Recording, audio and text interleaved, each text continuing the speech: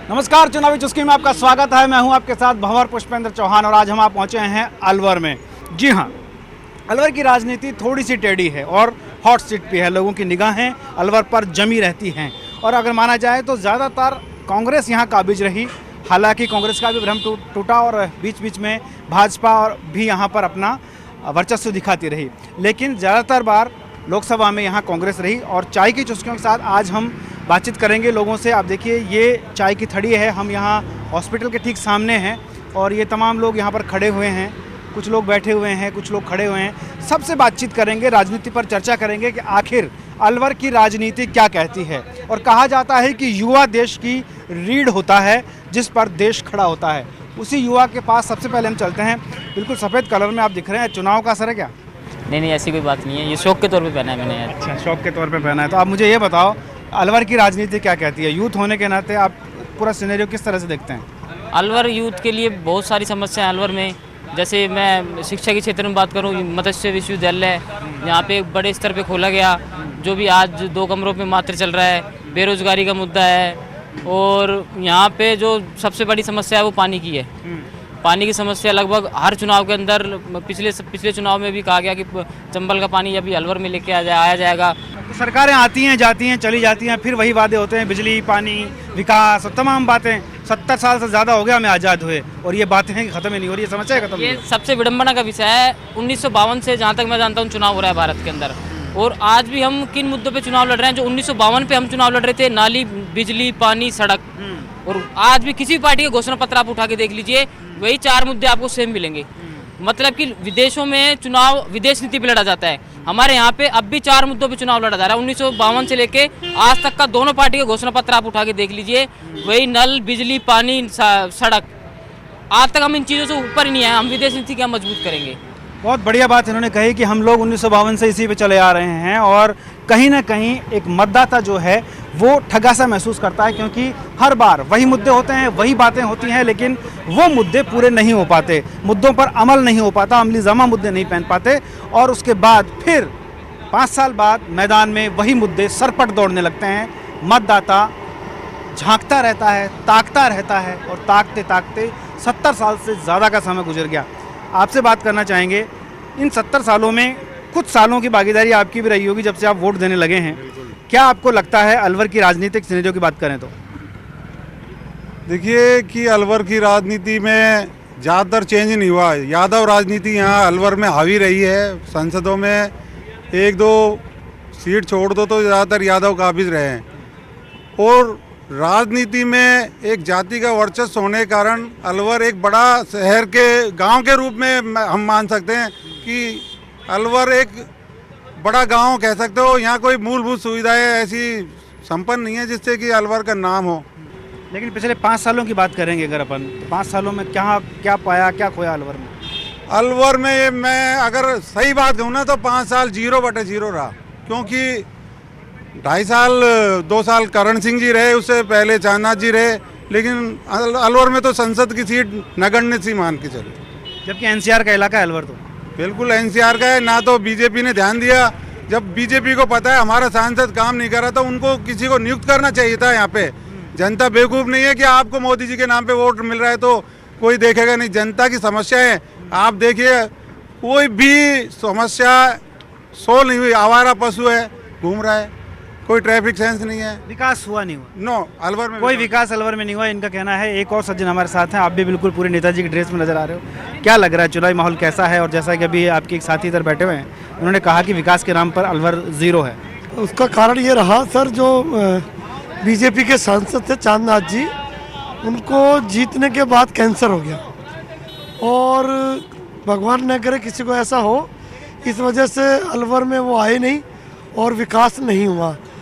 और उसके बाद दुर्भाग्य रहा कि कांग्रेस के डॉक्टर करण सिंह रहे, वो भी 1.5-2 साल तक वो भी मतलब ना के बराबरी रहा और दोनों ने विकास नहीं किया। मैं बार बार यही देख रहा हूँ अलवर में, जिसको देख रहा हूँ पॉलिटिशियन की ड्रेस में ही देख रहा हूँ। तो क्या लगता है, राजनीति के प्रति बहुत ज़्यादा सचेत है यहाँ का यूथ? नहीं, दरअसल मैं तो एक सामाजिक आदमी हूँ और समाज का काम करता हूँ। अभी हमारे साथी ने बताया, मैं सुन रहा था, हमारा अलवर का एक बड़ा कड़ा अनुभव रहा है कि विगत 5 साल में बिल्कुल विकास के नाम पर अलवर में कुछ भी नहीं हुआ। और अभी इन्होंने कहा कि डेढ़ साल से नहीं, अभी उनको 1 साल ही पूरा हुआ है जो कांग्रेस के चुने गए थे। उसके बाद में विधानसभा के चुनाव की आचार संहिता लागू हो गई। बहुत सारी बातें हैं। मैं ये कहना चाहता हूँ बहुत क्लियर कि कहीं पर भी कांग्रेस के जो उम्मीदवार हैं और बालकनाथ भारतीय जनता पार्टी के उम्मीदवार, उनकी उम्मीदवारी में कहीं किसी तरह का कोई बराबरी नहीं है। सब लोग जानते हैं कि एक रोहतक से आया हुआ आदमी है, कोई मतलब नहीं है। बाबा को पहले जिताया था, हमारा अनुभव बहुत अच्छा नहीं रहा है। और जहाँ तक भंवर जितेंद्र सिंह जी का सवाल है, सच्चाई यही है, पूरा अलवर जानता है कि जिस तरह के विकास उन्होंने अपने कार्यकाल में कराए थे, अलवर के ओवरब्रिज, रोड और जो भी जितने काम हुए, अगर वो दोबारा चुन लिए जाते तो अब तक हमारे यहाँ पर रैपिड ट्रेन आ गई होती और अलवर की बहुत बड़ी समस्या 1.5 घंटे का रास्ता हमारा दिल्ली का हो जाता, दिल्ली हमारे लिए लोकल हो जाती।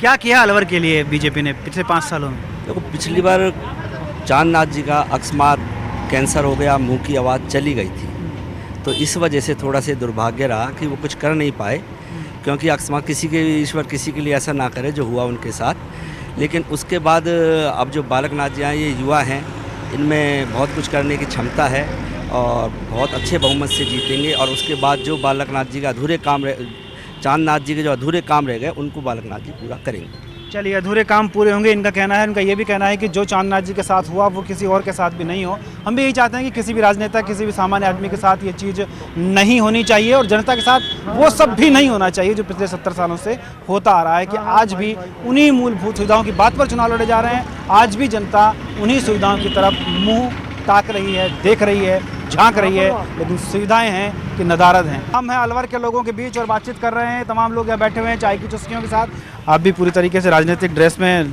दिखाई दे रहे हैं, क्या लग रहा है फिलहाल राजनीतिक सिनेरियो कैसा है अलवर का? अलवर का राजनीतिक नज़रिया ठीक है। लोग क्या है कि मूल मुद्दों को तो छोड़ देते हैं वैसे, और ये फालतू की बातों में, मतलब मेन मुद्दे, मोदी जी ने भी मेन मुद्दों को छोड़ दिया।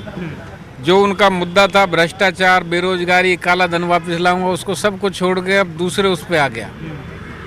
सर्जिकल स्ट्राइक और ये बना के राष्ट्रवाद में तो सभी लोग, हम भी राष्ट्रवादी हैं, आप लोग सभी अब इस देश के देशभक्त हैं, कोई भी देशद्रोही नहीं है। जो इस देश में रह रहा है वतन परस्त हैं हम लोग सभी, पर मुद्दों से भटका के दूसरे स्तर पर मैं ये कहता हूँ कि स्थानीय मुद्दों पे जो हम यहाँ लोकल हैं, हमारे यहाँ भंवर साहब ने जितना विकास कराया था, हम विकास चाहते हैं, हमें विकास चाहिए अपने इलाके का, अपने लोगों का। तो हम तो ये कहते हैं, हम तो विकास के नाम पे वोट देंगे। और विकास जो हमारे अलवर ज़िले में, मैं ये मानता हूँ, जो विकास भंवर जितेंद्र सिंह जी ने कराया था पिछले बार, हम लोगों ने चांदनाथ जी को भाई अलवर से सांसद बना के भेजा, तो वो मिले ही नहीं। अब मैं ये नहीं कहता वो बीमार हो गए थे, भाई उसके अलावा भी उनके लोग होते हैं, कुछ काम तो देख रेख में होना चाहिए, उनसे मिलना ही दूबर हो गया। आपसे बात करते हैं साहब, क्या लगता है राजनीति का गणित किधर घूम रहा है अलवर में? ये सब सीधा हम तो ये कहते हैं कि भंवर साहब की तरफ घूम रहे हैं, हमारा मानना तो यही है। क्या खास वजह है इसकी? ये भंवर साहब ने अलवर में जितने काम कराए, हमने कभी इतने काम नहीं देखा अलवर में। सब जैसे कुछ गिनवाएंगे आप? जितने भी काम अलवर के जितने ब्रिज बने हैं आप वो देखो, उससे पहले तो ना था, कभी भी नहीं, और ये 5 साल में कुछ हुआ भी नहीं। पिछले 5 साल तो बिल्कुल ऐसे गए, कोई काम ही नहीं हुआ अलवर में। तो इनका कहना है कि वोट उन्हीं को दिया जाएगा जिन्होंने यहाँ पर विकास करवाया। खैर, विकास कितना हुआ कितना नहीं हुआ ये तो पब्लिक जानती है, क्योंकि ये पब्लिक है, सब जानती है, सब पता है और बता देगी जब चुनाव आएंगे, जब वोट डलेंगे, वोटों की जब गिनती होगी तो सब कुछ निकल कर बाहर आ जाएगा, वो जिन जो अभी मन में दबा बैठा है। एक और सज्जन युवा है हमारे साथ, क्या लिखा है ये? नव वर्ष मंगलमय हो। चलिए, आपको भी नव वर्ष की शुभकामनाएं। अभी चैत्र शुरू हुआ है, नया चेहरा चुनने के लिए अलवर बेताब है, क्या लग रहा है? बिल्कुल, अलवर नया चेहरा चुनने के लिए बिल्कुल तैयार है। 6 मई को हमारे यहाँ मतदान है और मैं सबसे कहना चाहूँगा मतदान अवश्य करना है, 100% भागीदारी रखनी है अपन को मतदान में। उसके लिए हम भी कैंपेन चला रहे हैं। आप न्यूज़ 18 देखते हैं? हाँ जी, बिल्कुल देखता हूँ। वहाँ हम बार कैंपेन करते हैं कि बटन दबाइए, वोट दीजिए। बिल्कुल बिल्कुल सर, बिल्कुल। अब क्या कहेंगे बताइए? बिल्कुल ये कहूँगा मैं तो कि मैं तो अलवर में मैं तो स्टडी करता हूँ, मेरे को 8 साल हो गए, 9 साल हो गए। मैं भरतपुर का रहने वाला था, अलवर स्टडी कर रहा हूँ। भंवर जितेंद्र केंद्रीय मंत्री थे यहाँ, केंद्रीय रक्षा राज्य मंत्री। राहुल गांधी के बाद शायद 4था नंबर होगा उनका। एजुकेशन को लेकर यहाँ पे एक भी ऐसा कोई यूनिवर्सिटी नहीं, कोई ऐसा कुछ नहीं। अब अलवर का बच्चा अब जैसे मुझको भरतपुर छोड़ के अलवर आना पड़ रहा है, अलवर वाला जयपुर जा रहा है, जयपुर वाले दिल्ली जा रहे हैं। मतलब ऐसा कोई सिस्टम नहीं है कि बच्चा यहीं की यहीं अपने सारी सुविधाएं, मूलभूत सुविधाएं ले सके। लेकिन सुविधा नहीं होती तो आप यहाँ भरतपुर से अलवर क्यों आते ये हैं? तो मैं इसलिए आया क्योंकि मेरे जो डीग से क्या भरतपुर थोड़ा दूर पड़ता है, अलवर पास पड़ जाता है, इसकी वजह से मैं यहाँ पे आ गया। क्या लगता है, रोजगार की बात करें, शिक्षा की बात करें, चिकित्सा की बात करें, अलवर कहाँ स्टैंड करता है? सर रोजगार में तो यह है कि कांग्रेस ने बोला था कि मतलब बेरोजगारी भत्ता ये वगैरह वगैरह कुछ कई बार को बहुत कुछ बोला था, पर अभी तक तो कुछ नहीं, बेरोजगार भत्ता को भी कुछ में नहीं मिला और भी कुछ है, कुछ नहीं है। सब पढ़ाई का ठीक है यहाँ पे, फिर भी भरतपुर की बजाय तो अलवर में ठीक है, इसलिए तो यहाँ पे। लेकिन अभी चुनाव नज़दीक हैं, ऐसे में आप वोट देते हैं? हाँ, तो ऐसे में आपको क्या लगता है वोट किस तरफ जाना चाहिए? किसी पार्टी और व्यक्ति का नाम नहीं पूछ रहा हूँ, जो अच्छा काम करे उसी तरफ जाएगी वोट तो। और भी कुछ लोग यहाँ पर हैं, उनसे हम बात करेंगे। चलिए इस तरफ आगे बढ़ते हैं। देखिए ये देखिए, अब ये दृश्य दिखाऊंगा। ये चुनावी चर्चा है, ये वही चर्चा है जो चाय की तड़ी पर होती है, और देखिए लगातार ये बातचीत हो रही है। अच्छा, क्या क्या चर्चाएं चल रही हैं? चुनाव की चर्चाएं चल रही हैं? नहीं, वो चर्चा ये चल रही है कि हमारे साथी हैं ये, वैसे तो अभी अपना आपको बता रहे थे कि भाई मैं बहुत मेरी बात हो गई, मेरे छोटे भाई हैं, इन्होंने ये कहा कि भाई करीब 3.5 लाख यादव वोट अलवर में। तो मैंने इनसे सिंपल सा सवाल, जातिगत राजनीति चल रही, जातिगत राजनीति, तो मैंने इनसे सिंपल सा सवाल किया कि आप 3.5 लाख पूरी कर दीजिए, मैं मान लूंगा। तो सवाल तो ये बनता है ना किस विधानसभा में कितने। मेरा अपना ये मानना है किसी भी सूरत में 2.5 लाख से ज्यादा वोट नहीं है। यहाँ पर सबसे ज्यादा शेड्यूल कास्ट का वोट है जो करीब 4-4.5 लाख है। लेकिन साहब एक चीज़ बताइए, हम लोग जातियों को खत्म करने की बात करते हैं कि जाति, लेकिन क्या कारण है कि जाति नहीं है? क्या कारण है? ये सत्यता है। नहीं, कांग्रेस की बात करो चाहे बीजेपी की बात करो, अगर बीजेपी को खत्म करना चाहती तो जातिगत आधार पर क्यों टिकट देती है? यादव को क्यों देती है? फिक्स है कि यादव को देना है। तो ये बात छोड़िए, फालतू की बातें हैं, तो इस बहस में नहीं पढ़ना चाहते हम। लेकिन कई सीटों में कांग्रेस भी करती है साहब। लेकिन यहाँ नहीं दिया ना कांग्रेस ने, और सीटों पे देती है, और सीट पे देती है। अभी सुनो, अगर कांग्रेस करती है तो यहाँ राजपूत का वोट मुश्किल से 50-60 हजार वोट है। फिर जो भंवर जितेंद्र सिंह जी है वो तो राजपूत समाज से आते हैं। तो आप ये मानते हो क्या जातिगत राजनीति खत्म हो गई क्या?